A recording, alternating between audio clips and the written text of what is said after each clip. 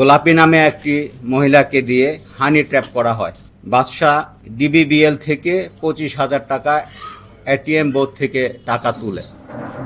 সেই টাকাটি যখন তুলে তখন গোলাপী তার সাথে হানি ট্র্যাপের জন্য কথাবার্তা বলে। কথাবার্তার এক পর্যায়ে যখন বাদশা বুঝে যায় যে তাকে হানি ট্র্যাপ করা হচ্ছে, তখন বাদশা গোলাপীর সাথে দ্বন্দ্বে জড়ায় যায় এবং এক পর্যায়ে আপনারা দেখবেন ভিডিও ক্লিপের মধ্যে সে গোলাপীকে ঘুষি দিচ্ছিল।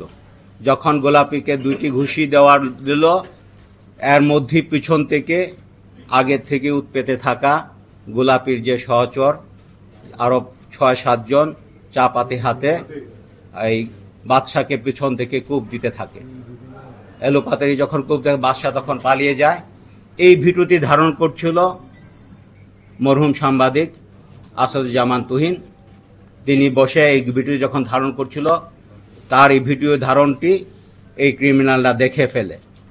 ক্রিমিনালরা যখন বুঝে যায় তাদের এই ক্রাইমটি প্রচারিত হয়ে যাবে, তারা চিহ্নিত হয়ে যাবে, তখন এই আসাদুজ্জামান তুহিনকে সার্চ করে এবং বলে তাকে ভিডিও ডিলিট করতে হবে, তাদেরকে প্রেশার করে এবং তার সাথেও বাগদণ্ডে ধরিয়ে যায়। এক পর্যায়ে তাকেও তার উপরও আক্রমণ চালায়। সে দৌড়ে গিয়ে একটা মুদির দোকানে যায়, সেখানে গিয়ে তাকে উপর কুপিয়ে হত্যা করে।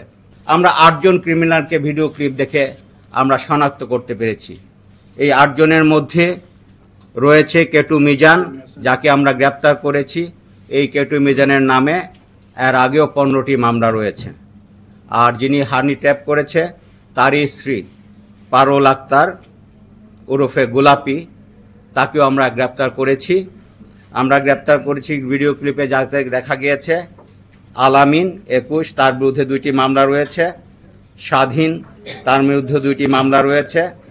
শাহজালাল ওরফে পিতা হানিফ, তার বিরুদ্ধে 8টি মামলা রয়েছে। ফয়সাল হাসান, সাব্বিরের বিরুদ্ধে 2টি মামলা রয়েছে।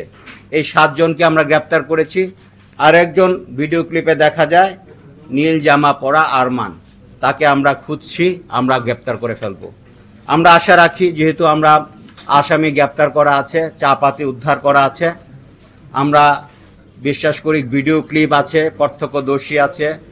ইভেন এই যে যিনি প্রথম ভিকটিম বাদশা, তার আমরা 161 নিয়েছি, 164 করাবো।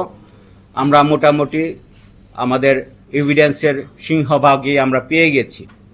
আমরা পিএম রিপোর্ট পেলেই আমরা যে কোনো মুহূর্তে চার্জশিট দিতে পারবো আশা রাখি।